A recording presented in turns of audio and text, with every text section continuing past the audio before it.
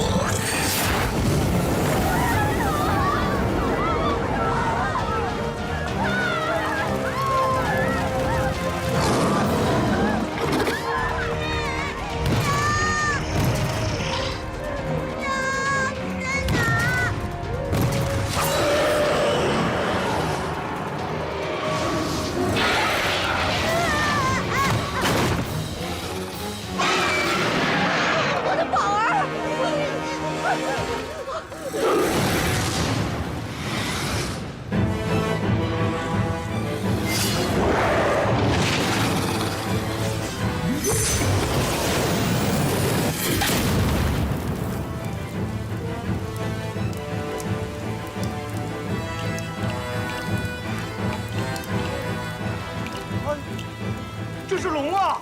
啊，神龙！神龙！神龙！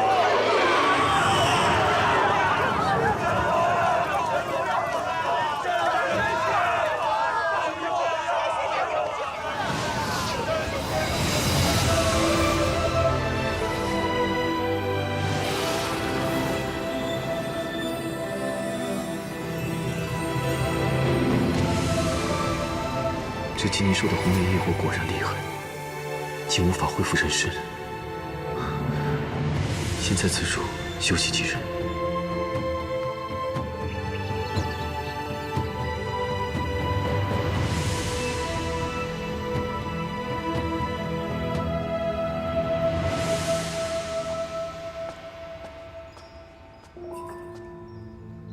你醒啦？给。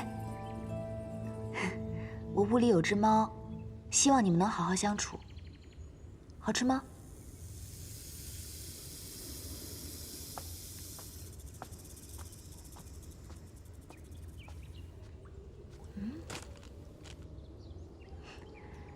你怎么会在这里啊？小黑蛇，跟我走吧。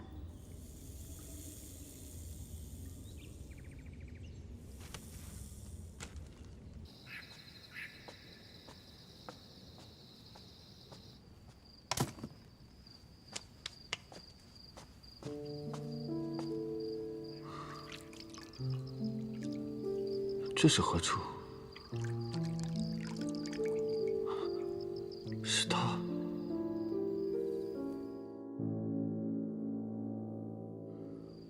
梦境中，他是个男儿身，为何如今是个女人模样？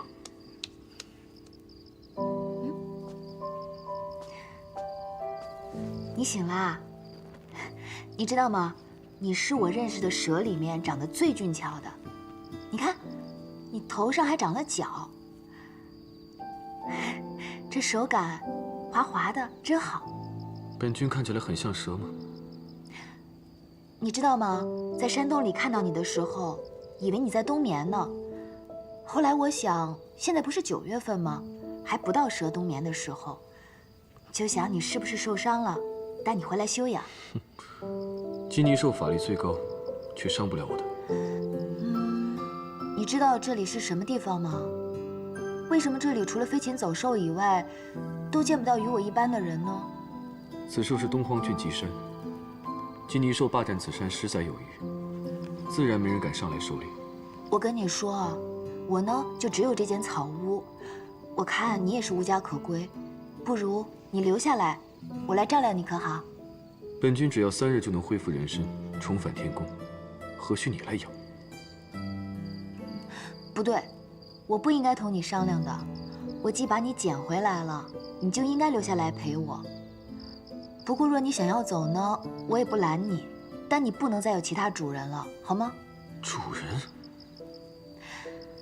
好了，我呢也没有打到什么东西，只有这些果子，你就吃这个果子吧。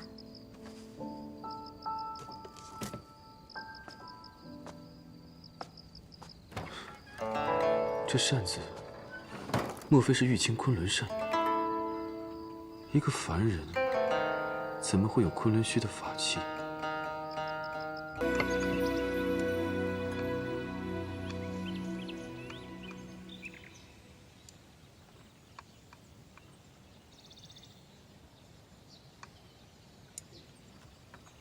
我捡你的时候，怎么没发现你受伤了呢？那些鸟被我捡回来的时候，也是用的这种草药，不出10日便可以好了。你忍一忍吧，很快就好了啊。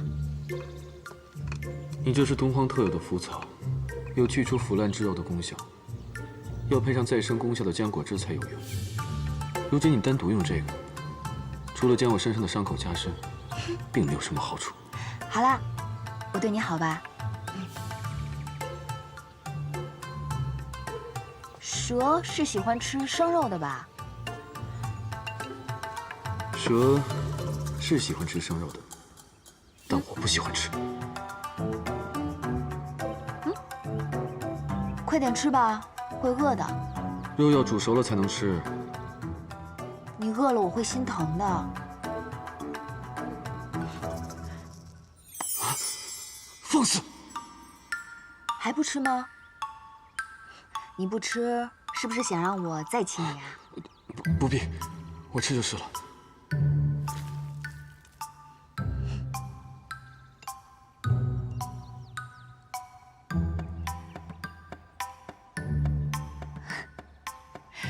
此处的蛇真是聪明，还知道挑拣自己爱吃的东西。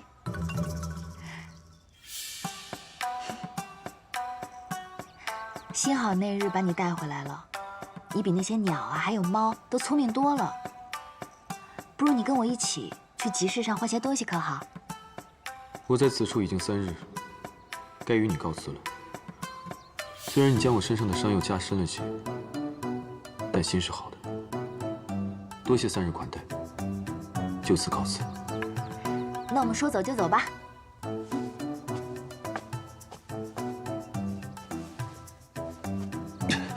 难道你看不出来就要下雨了吗？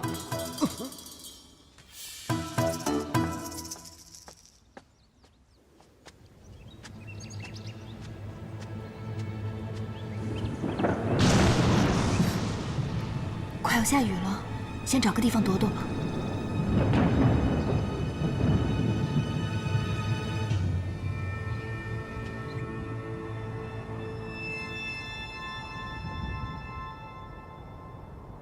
听说太子在此处降服了金泥兽，若是早得了消息就好了。在天宫这数万年，都未曾有机会与太子殿下说上半句话。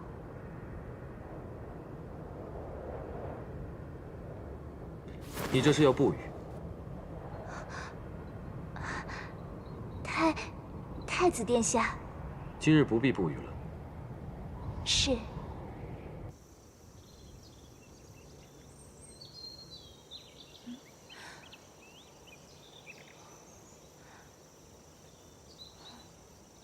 乌云这样就散了。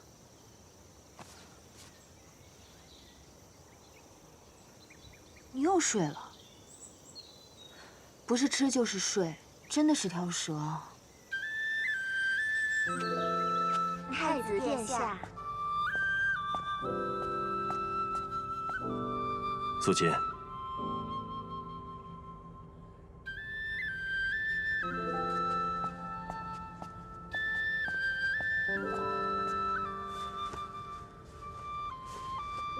天君，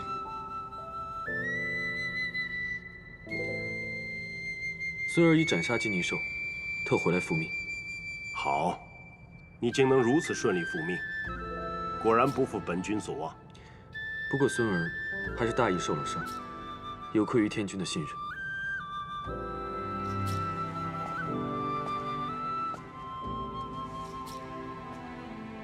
可严重？无妨，轻伤而已。只是伤口处理不当，还需重新包扎。红莲业火并非等闲药法，不要掉以轻心。是。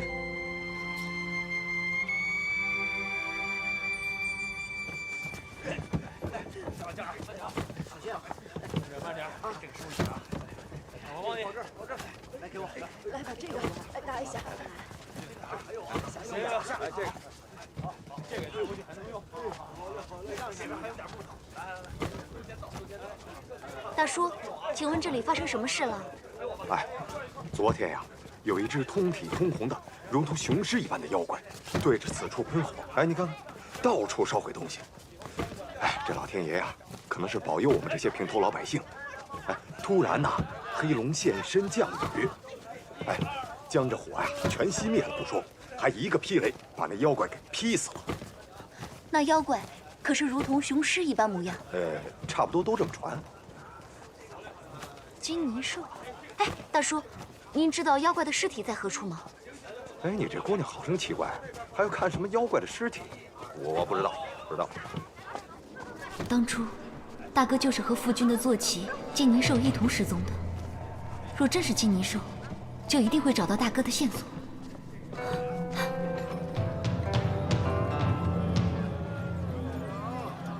卖包子喽！张兄拖着包子。卖了些果子，换了些铜钱。等一下，我们去吃茶听戏，走吧。哎，这符，看看这符啊！哎，这符若发生昨天的事啊，保证能受黑龙的庇护，毫发无损。来，哎，都有啊！哎，都有。这符真的能驱妖吗？那当然，姑娘也想来一符。妖怪我不怕。一个姑娘家竟有如此胆量，居然不怕妖怪。菜喽！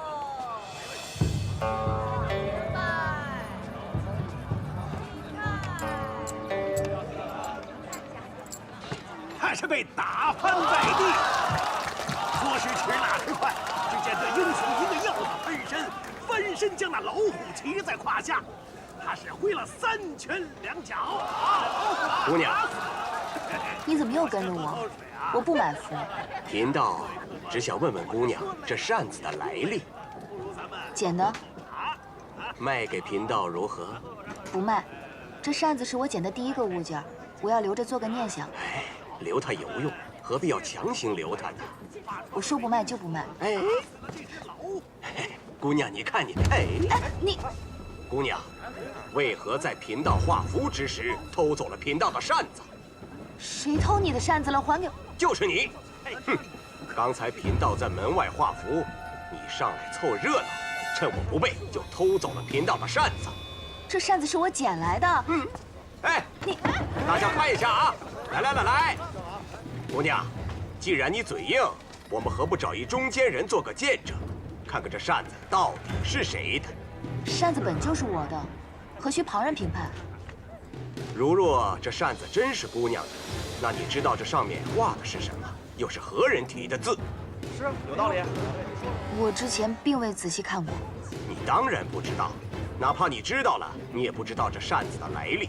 这可是我祖师爷传下来的，传到我这里已经好几代了。嘿，此扇画的是仙山昆仑图，此扇乃仙家法器，玉清昆仑扇。玉清昆仑扇，玉清昆仑扇。嘿嘿，姑娘还有何话可说？来，这位公子看看贫道说的可有假？的确是一把宝扇啊，道长所言极是啊。是。贫道只想寻回祖师爷的宝物，并非想与姑娘纠缠。你还是快走吧。这扇子并非你的东西。这么多人，这么多双眼睛看着，难道我能颠倒黑白，冤枉你不成？这明明是我在俊极山捡过来的。俊极山不是早就没人去的荒山了吗？是啊，姑娘说话真是越来越离谱。你将扇子还给我！还你？哼，我没送你去见官，就已经便宜你了。道长这话怕是说反了吧？你又是何人？此扇是我一位故友的，并非什么祖师爷的宝物，所以我更愿意相信这位姑娘所说的话。胡说八道！我就问道长一句话，这扇你可会用？这既是宝扇，怎能随便用？哦，道长这就害怕了吗？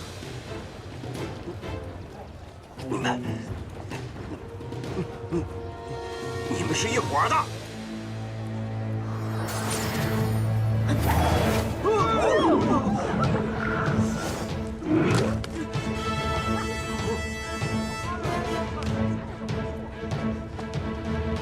此扇是个呼风唤雨的法器。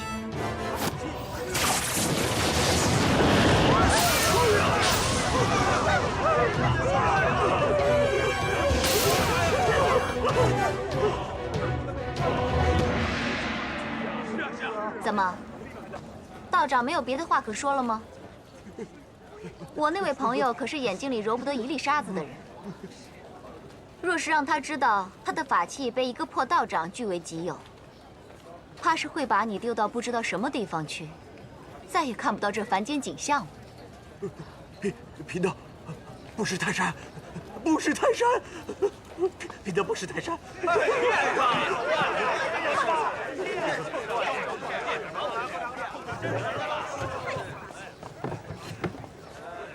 姑娘，请收好此扇，勿要在人前招摇。此扇确实是个法器，可能会引来不少祸事。真的吗？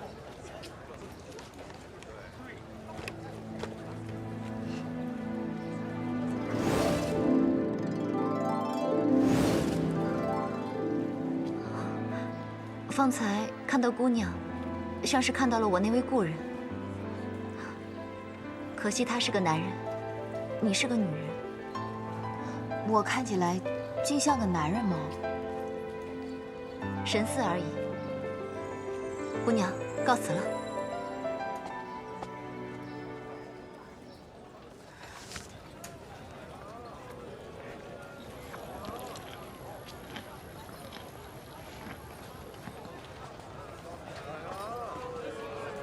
姑娘，公主殿下，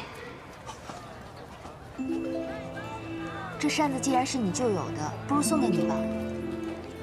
送给我？你不是说这扇子是法器吗？反正也是我捡来的，留着它我也不会用。既然这扇子对姑娘有意义，不如就送给你。谢谢你方才为我解围。刚才那位道士抢，你却迟迟不肯松口。现在他跟我抢，我自然不会给。但是现在给姑娘，是我情愿的。这让我如何谢姑娘才好？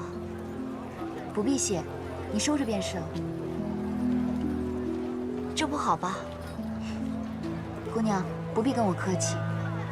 如果姑娘觉得不好，送我一样东西可好？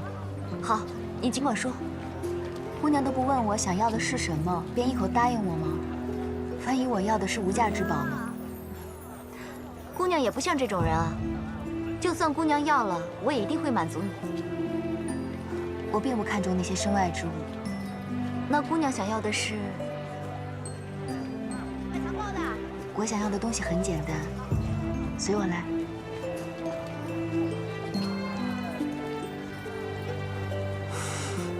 殿下怎么会跟这个凡女人似的？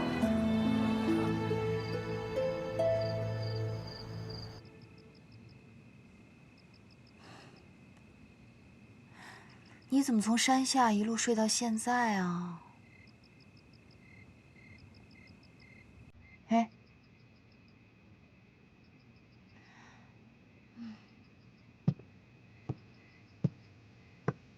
现在才9月，你就已经冬眠了吗？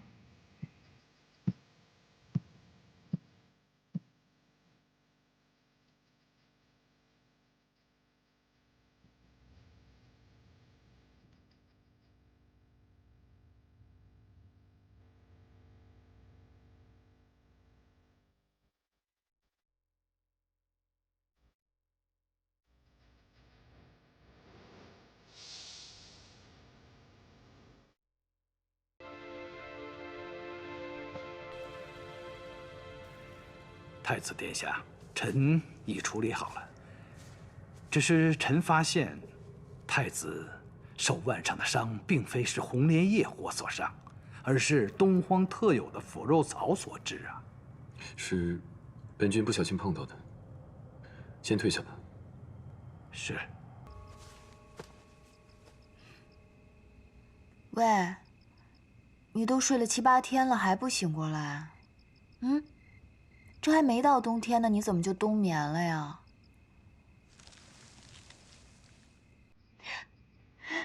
你醒啦？我还以为你要睡到明年春天了呢。你看这床被子好看吗？我就等着你醒过来给你看呢。太鲜艳了。我跟你说，虽然鲜艳了一些，但是我就喜欢这种大红色。你看我平时穿的衣服也都是那么素净的，偶尔换一下不好吗？你虽然长得不太好看，可这穿衣品味倒也不错。比起那些女神仙的云淡彩衣，这些素衣才最好看。你的厨神，我不在时，可是发生了什么？你知道吗？虽然现在是9月，还不是特别冷，但是我听说喂，蛇之所以你不要再拖了，就是因为你一个未出阁的姑娘，在我面前宽衣解带，成何体统？好心的姑娘给了我这床被子，我们一起盖上就不冷了。来，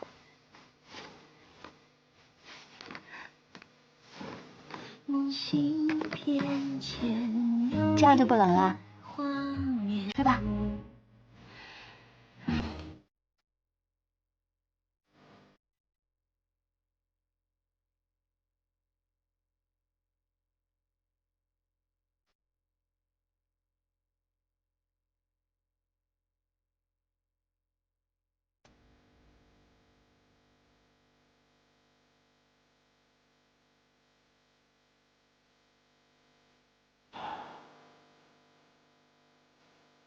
那玉清昆仑扇是个厉害的法器，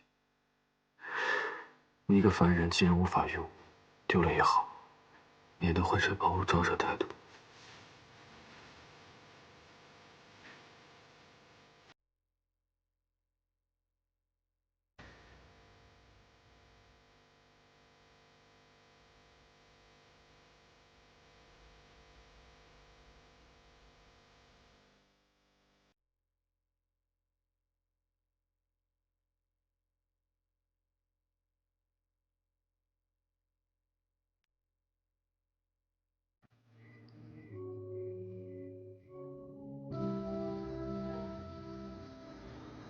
当初我就是在这儿捡到你。捡到你的时候，你奄奄一息，抱你回去你都没醒，以为自己捡了条死蛇呢。我在此处养伤，原本睡3日也就痊愈了，没想到被你抱走，涂了腐肉草，至今伤口都没长好。不过跟你说这些，你也听不懂。这里你想走便走吧。不过你要是真的走了，连陪我说话的人都没有了。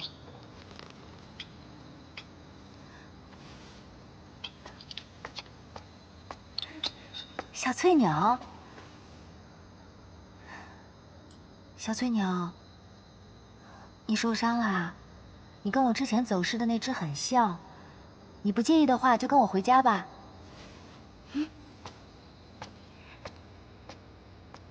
这只鸟很可怜，我先带它回去了。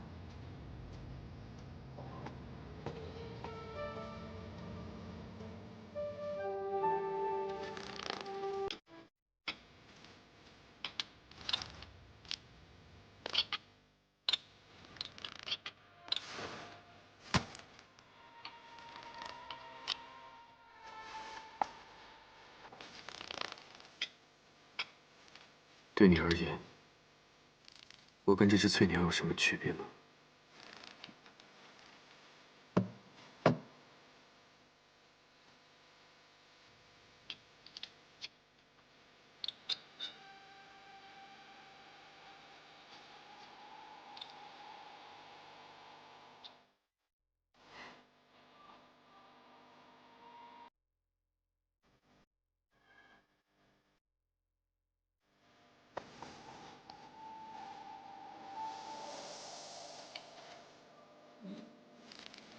你一个未出阁的姑娘，却与天族太子同床共枕了3个月。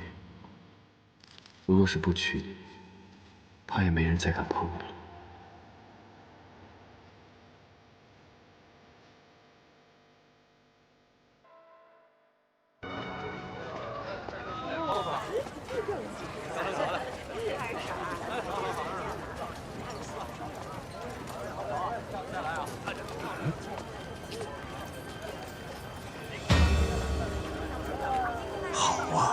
竟带着黑蛇进城，这可是中荣国最忌讳的东西了。哼哼。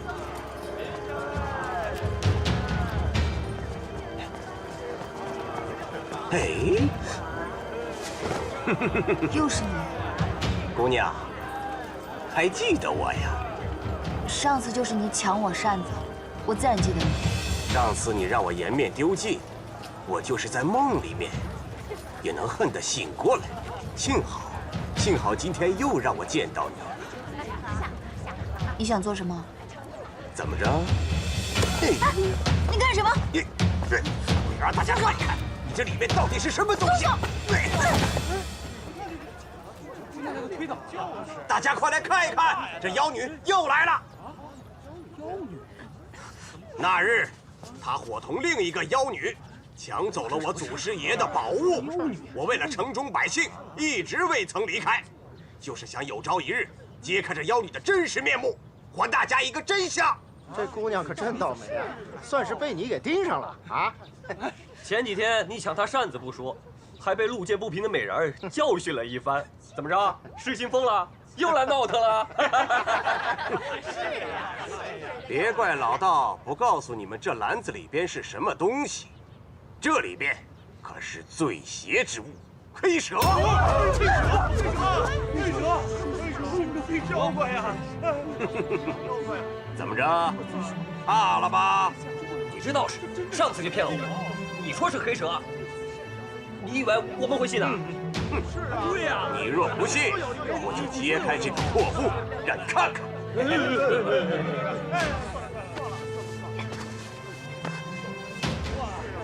它只是一只小蛇，不会害人的。姑娘，听你这意思，篮子里真的有黑蛇啊？不错，但它并不是什么邪物。真有邪物啊！不要！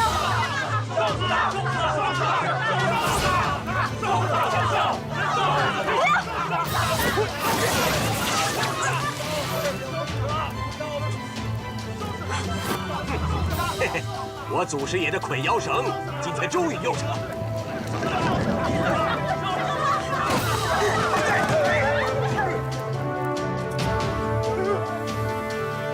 真的有黑蛇！真有啊！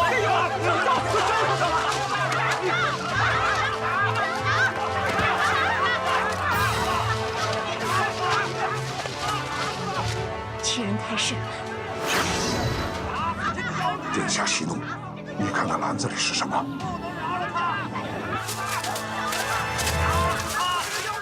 是龙。他带黑蛇进去。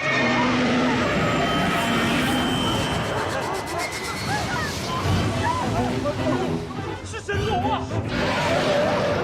神龙，这神龙啊！真的是神龙！神龙！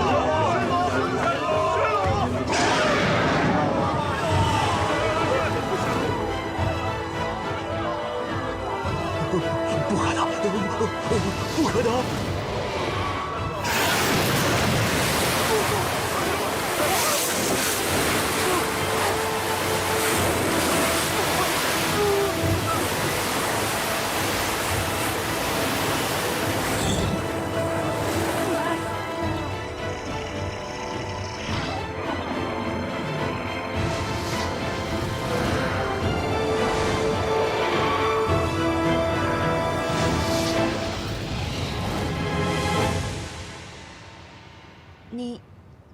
你不是黑蛇吗？这世间也只有你把我当作蛇来看。可你变这么大，我以后怎么养你啊？如今现出真身，必会被天公知晓。你且耐心等我几日。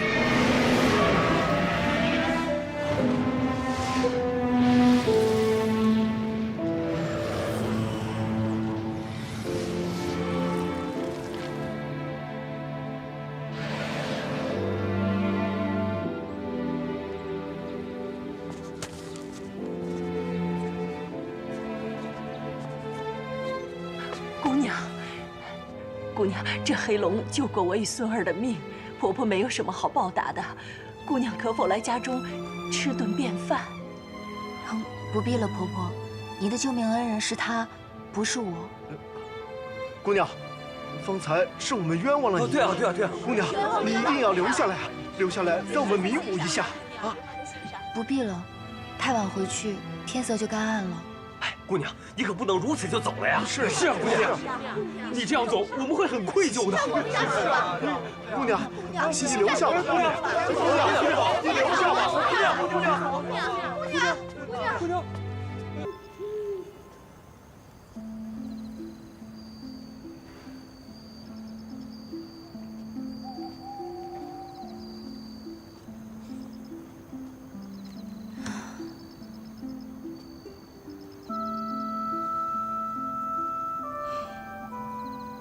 养了你这么久，都不知道你是一条小黑龙。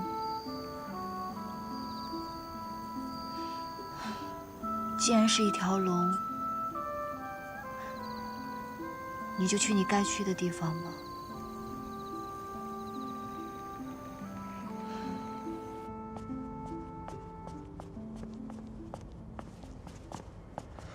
不知太子殿下找小仙所为何事？前几日我向你提到玉清昆仑扇的事，你可还记得？记得。殿下不是说这扇子在一个凡人手里吗？不错，但我去凡间查看一番，发现那扇子又消失无踪了。你可能查到它的下落。但凡是天族的法器，与我们这些神仙是一样的，都不曾在典籍里出现。不过殿下若真是对这凡人有兴趣，小仙倒是可以为殿下翻看翻看这凡人的韵簿。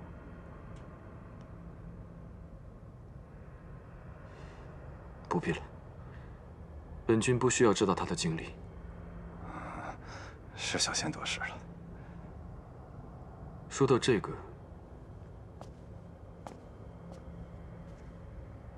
我倒是想让你去凡间帮我办点事。殿下，请说。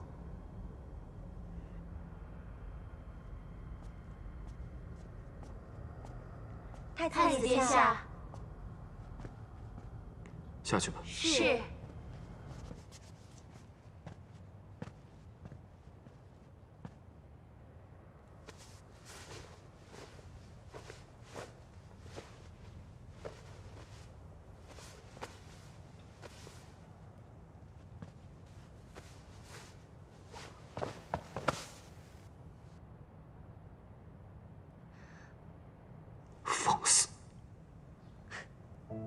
在这宫里，就你最喜欢凶我。天君已定了日子封你做侧妃，你不该再来这里。可我想，最后再侍奉你一次，不行吗？从你1万岁开始，我就日日陪着你读书，晨课晚课我都陪着你。你就不能成全我一次吗？退下。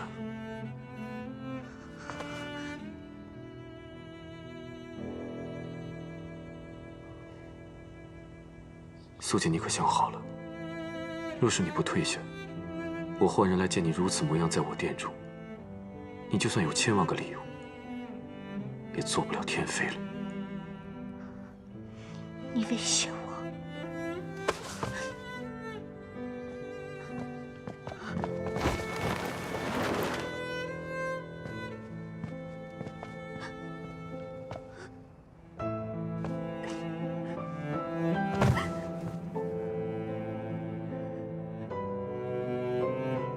大好年华，若不是为了你，又怎会嫁给天君？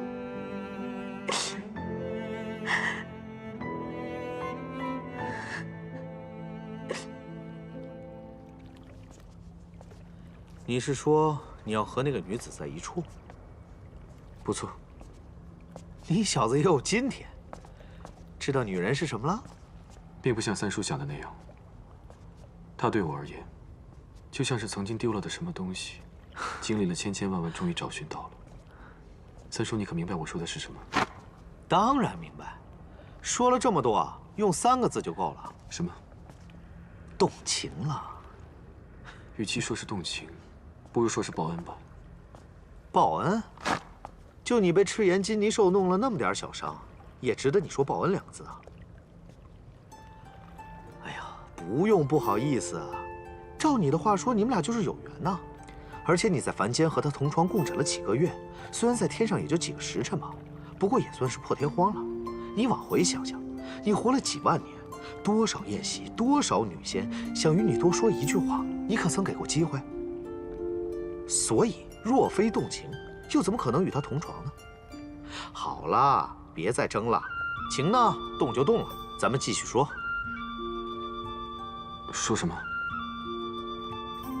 你把三叔找来，不就是想问我，怎么样才可以让他喜欢你吗？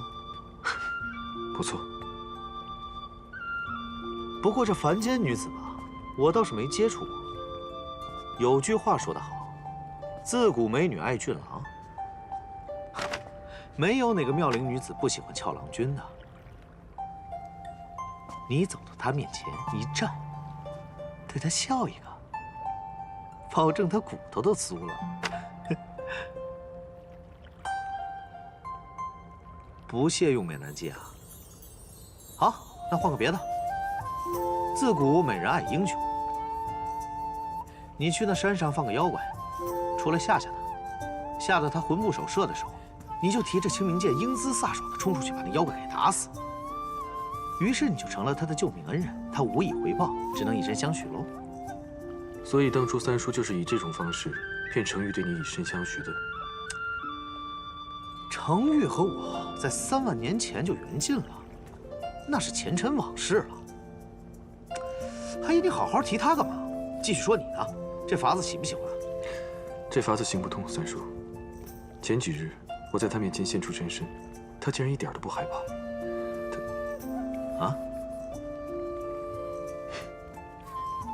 她并非一般的女子。哎，美人计你又瞧不上，英雄计又行不通。哎，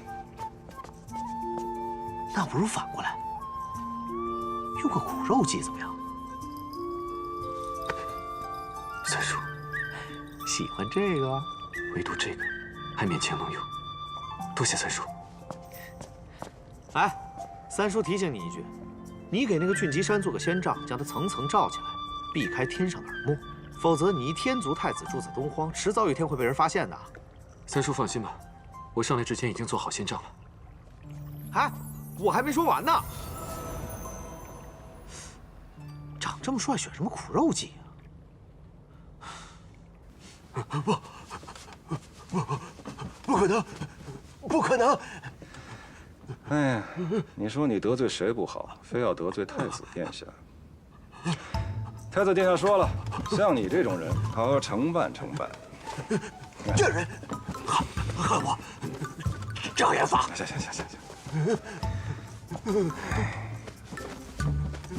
你这运步我看了，坏事不少干啊。阳寿嘛，哟，阳寿就到今年。我大老远跑了一趟，得给你写点什么才好呢？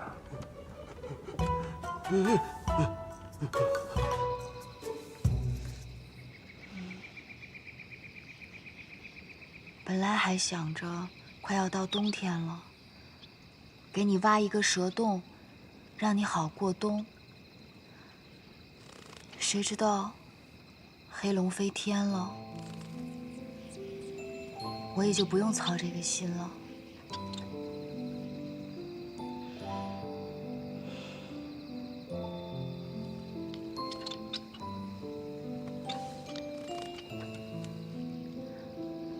走吧。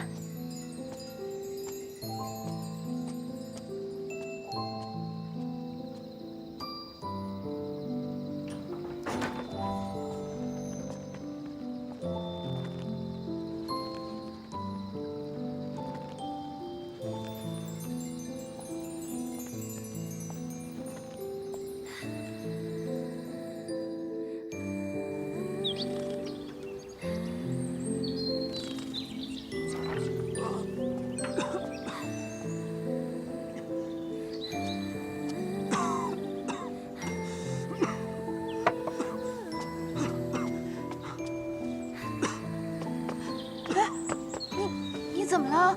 你没事吧？啊！好多血！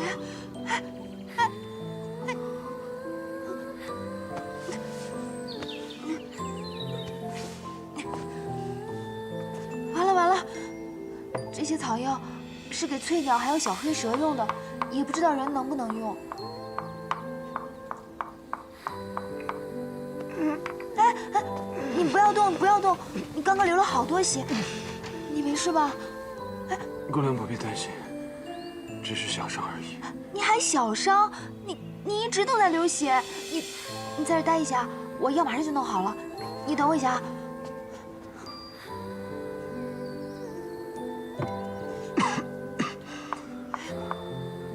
我还没帮你清理伤口呢，等我一下。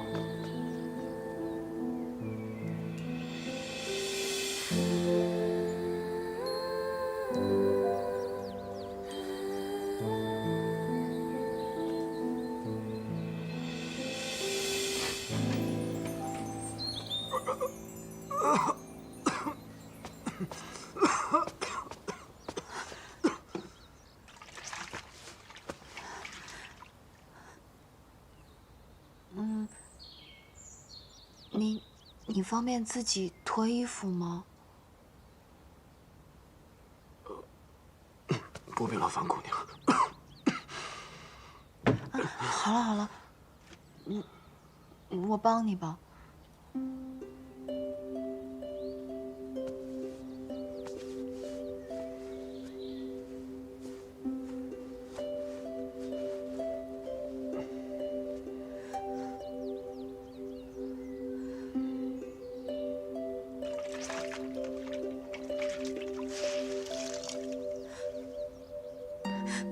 我帮你擦一下，有点疼，你忍着点儿。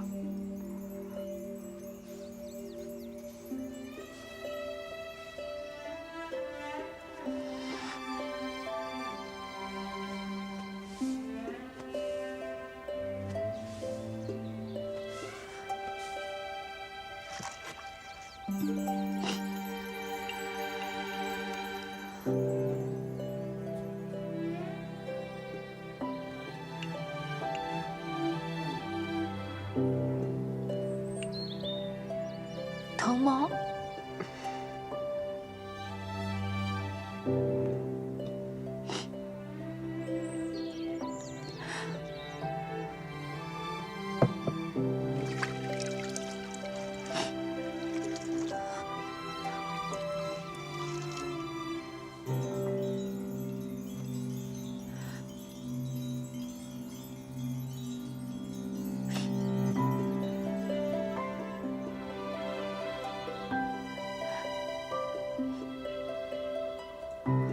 我去帮你换一盆水吧。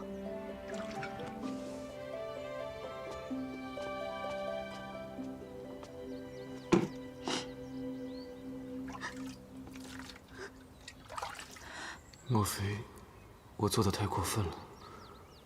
他怎么哭成这样？我去给你请个大夫好吗？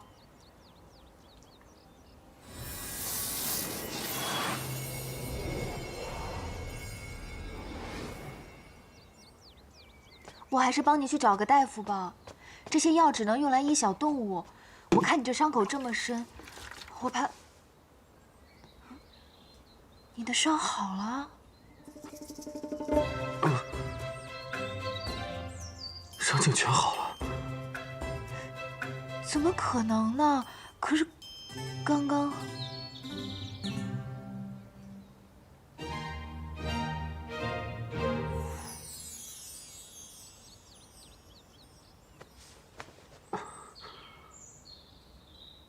素闻东荒俊极山有奇草，是疗伤圣药。莫非姑娘给我用的就是这奇草？我草药是随便采来的，我也不知道它是不是奇草。那，你可还有内伤？姑娘说的对，内伤很重。为何会伤得如此重？是有仇家寻仇吗？路遇妖怪，就缠斗了一番。妖怪？这里有妖怪吗？姑娘不知这山上有很多妖怪。我在此住了数月，从未见过什么妖怪。那妖……你这么难受，还是别说话了，先躺下吧。也好，多谢姑娘。我去帮你弄点吃的。好。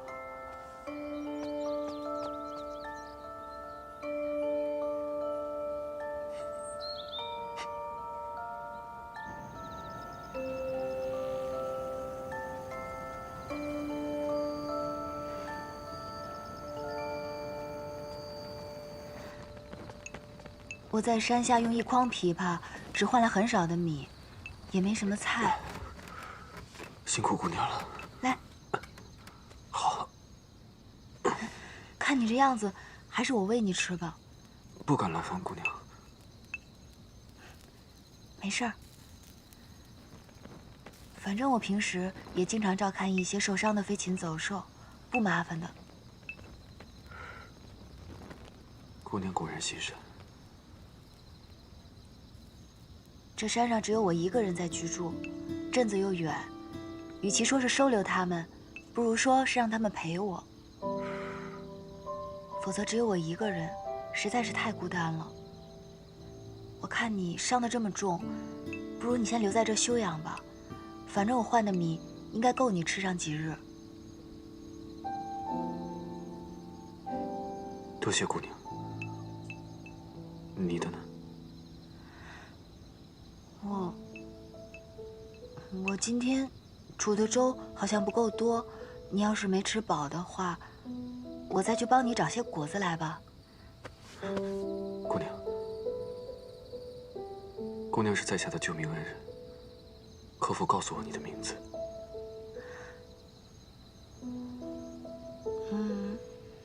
我没有名字。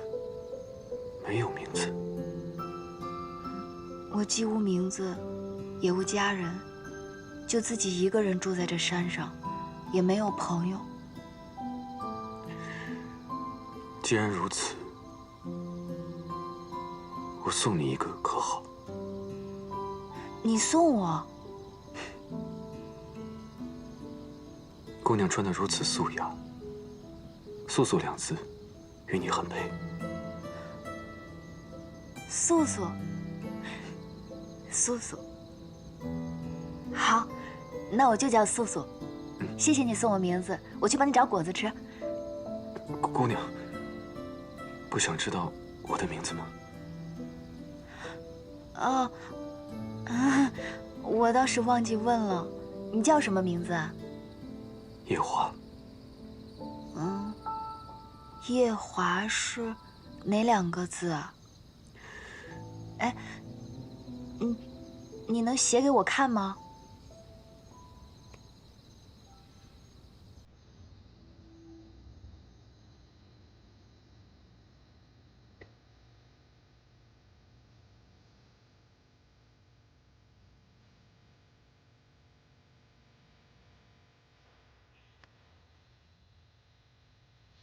我知道了。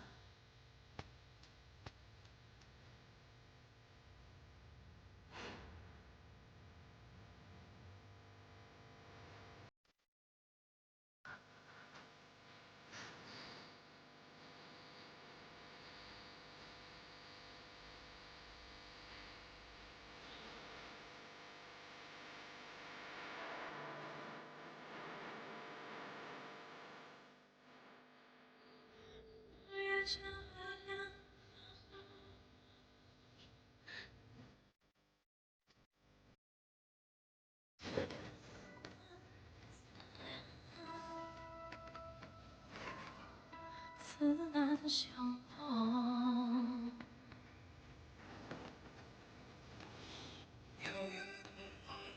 前世你曾设想这一海情，来不做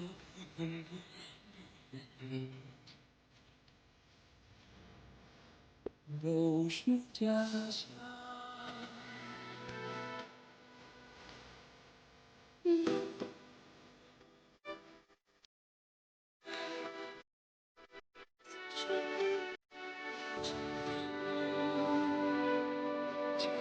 醉在我们的人生，也放飞无声。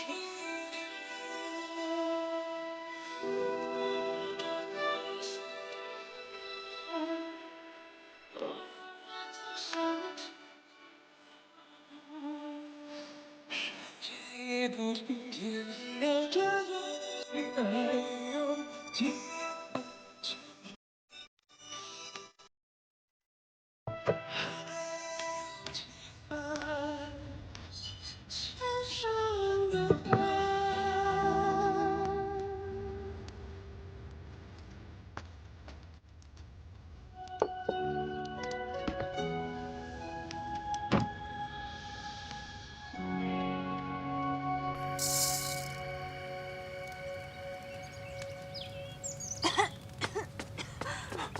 怎么了？哎，我是不是碰到你的伤口了？无妨。那就好，快走。出什么事了？我就是想烧点东西给你吃。你烧点东西会有如此浓烟？一向都是这样的呀。我来这里之前，你是如何生活的？因为我吃东西并不挑剔，饿了就找些果子吃，万一能猎到一些小兽的话，就把它们烤熟了吃。幸好你还知道要烤熟，不能吃生肉。我不能吃生肉的，一吃就会肚子疼。但是我以前养过一条小黑蛇，它就很喜欢吃生肉，每天都要吃好多，很是难养。很难养吗？你没养过蛇吧？自然不知道养蛇的艰辛。我那条小黑蛇十分的娇气，它每天都要跟我一起睡，而且我为了怕它冷，还帮它要来一床棉被呢。素素，你可知道蛇不需要睡床，也不需要盖棉被的。真的吗？真的。那可能是我那条蛇与众不同吧，所以后来它真的变成一条大黑龙了。大概有茅草屋那么大，然后飞走了，就再也没回来。好了，不与你说那负心蛇了。屋子里应该还有一些果子你可以吃的，我去帮你采一些草药回来。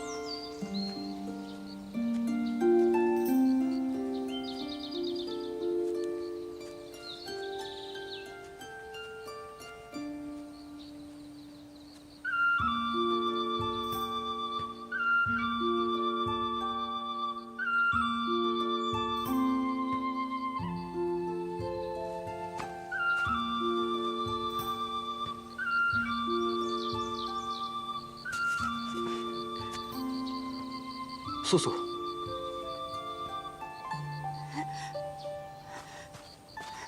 你怎么来了？你受了这么重的伤，还走了这么远的路，你没事吗？我没事，我见你迟迟不归，我就来寻你了。我是迷路了。迷路了？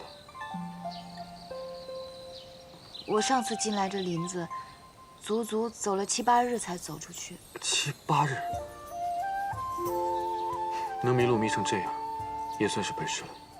我知道你想笑话我，没关系，你不用忍着，你笑吧。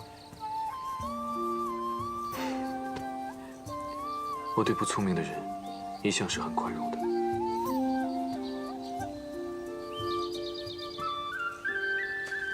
你本就受了伤，又走了这么远的路，怕是没力气再走回去了吧？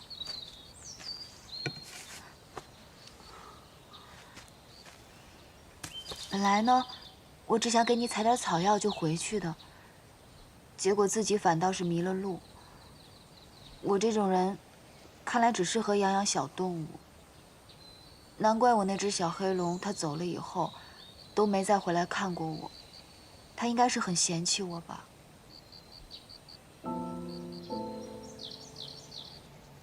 你很想他，或许他是不得不离开的。龙是上古神族，出现在凡间，大多是为了降妖伏魔。也因为他是神族，并不能长久留在凡间，否则会影响凡人的命数，惹出麻烦。是吗？啊，我想起来了，上次我的小黑龙飞走的时候。 城中的百姓好像确实说，他降服了赤焰金泥兽。对，金泥兽。你怎么知道？看来咱们今夜怕是要在此处住上一晚了。你弄个火堆，我给你讲讲。好，你等我。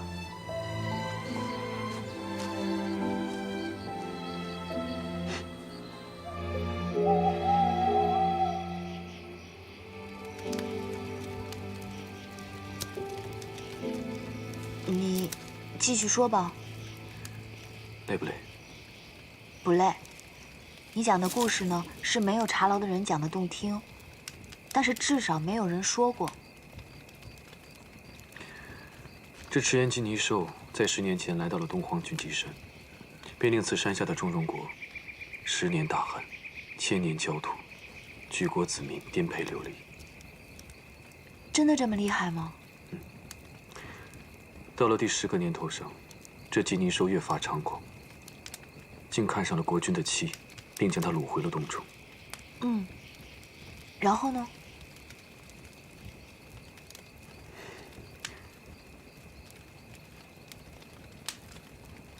染指了。哦，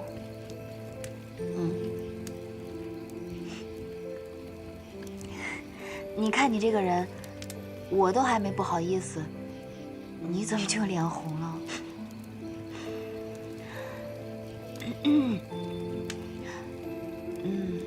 那你就继续说吧，把故事说完。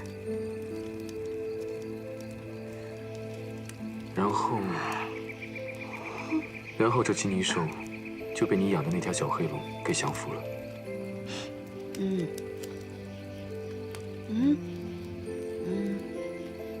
然后呢？然后，那黑龙虽然打败了金泥兽，却也受了点小伤。然后，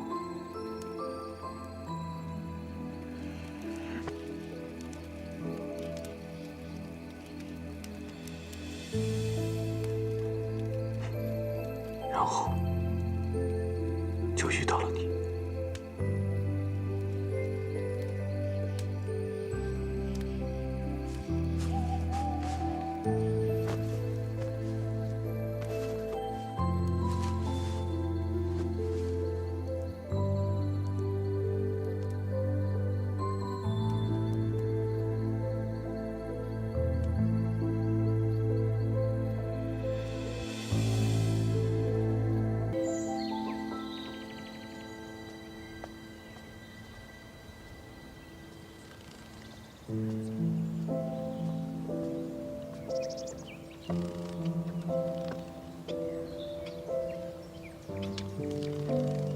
这是最后一点米了。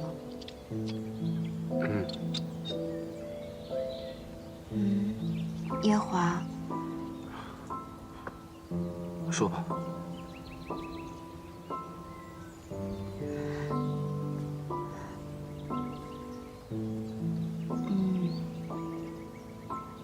是这样的，你看我自己住在这山上，没有问题，养一些小动物还可以，但养活你一个大活人，真的有点困难。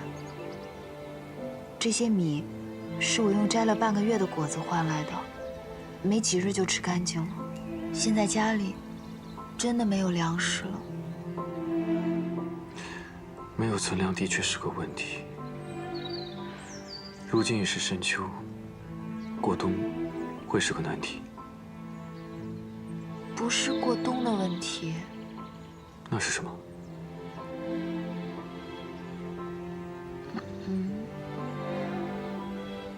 我看你身上的伤也好的差不多了，是不是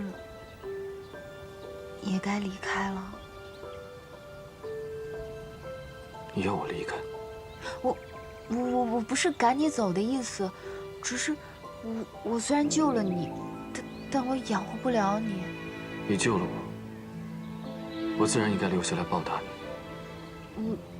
不用报答，我救你的时候也没想着你要怎么报答我。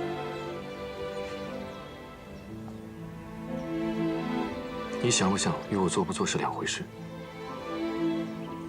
我不是个忘恩负义的人，不管你收还是不收，这个恩我是必须要报的。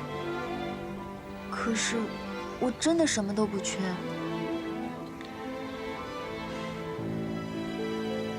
你可以慢慢的想。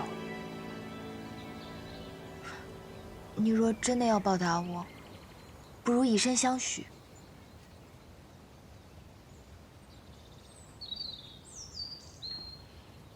因为我在这山上生活，什么都不缺，就是没有人陪伴，太寂寞了。所以，你若真的要报恩，不如就以身相许，来给我做个伴。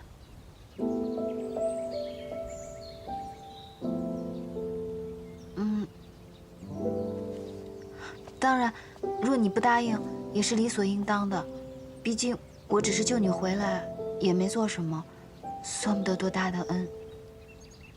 好。好。我答应你。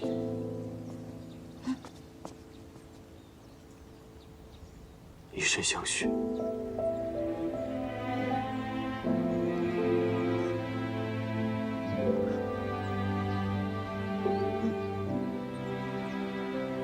我本以为你会考虑个2、3日，你这么快答应，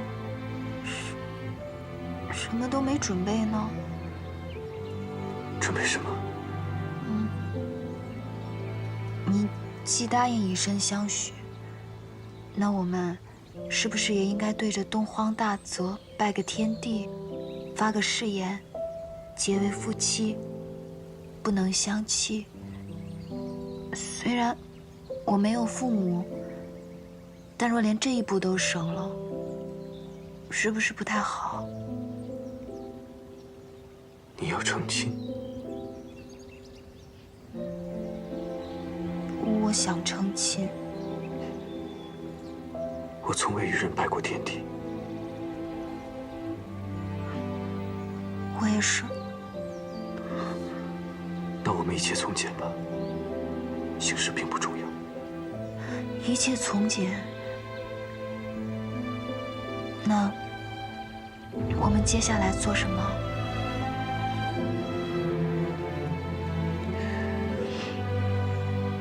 买东西。买东西？这屋里除了你那大红喜被之外，我们还得添些其他的物件。那不是喜被。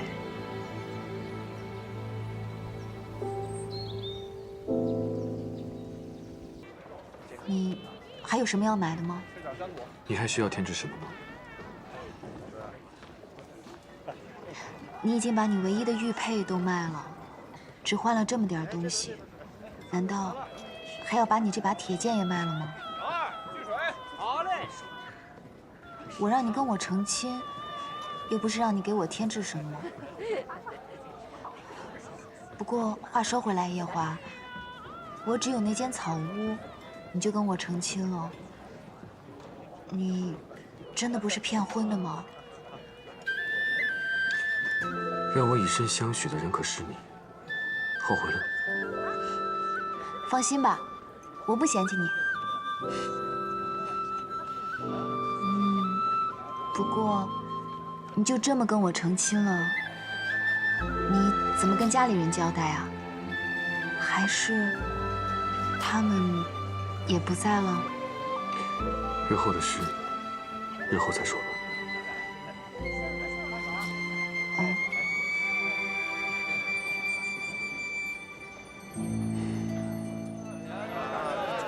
看看吧。来点这个。好。还有这个。好嘞。姑娘，拿好。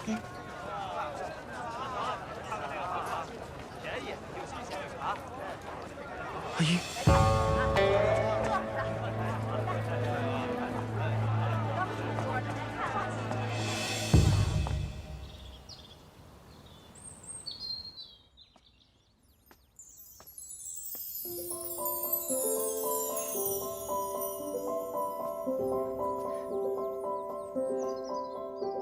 这衣服这么好看，只穿一日，岂不白白浪费了？你若是喜欢，穿上一整年也无人管你。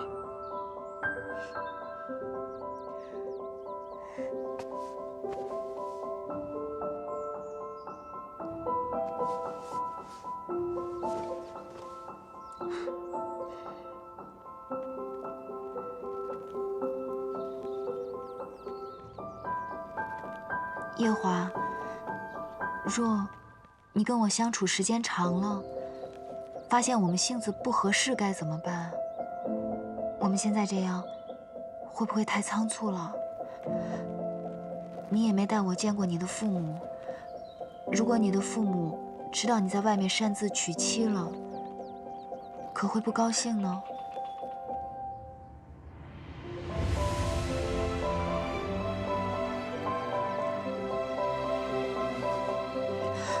还有，我忘记问你，你是否有婚约在身？在镇上，我看到像你这般年纪的男子，都已经娶妻生子了。你是否有婚约？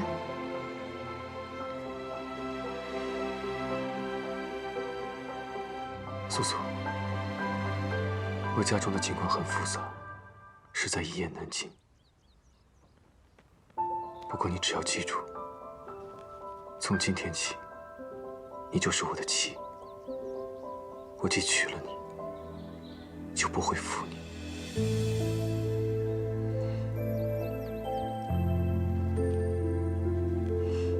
好，我信你。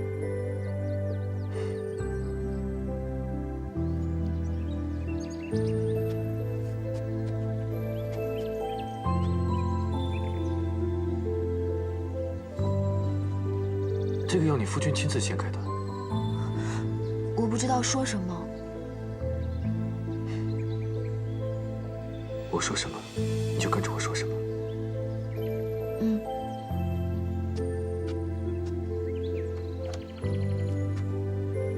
我觉得有点心慌。没事儿，不就是拜天地吗？好了，来吧。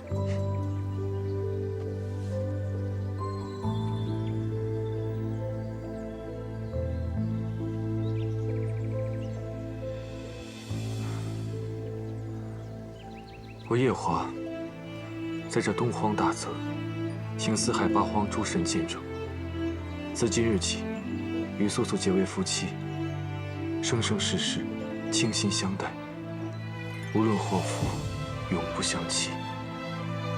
我素素今日在这东荒大泽，请四海八荒诸神见证，与夜华结为夫妻，生生世世倾心相待，无论祸福，永不相弃。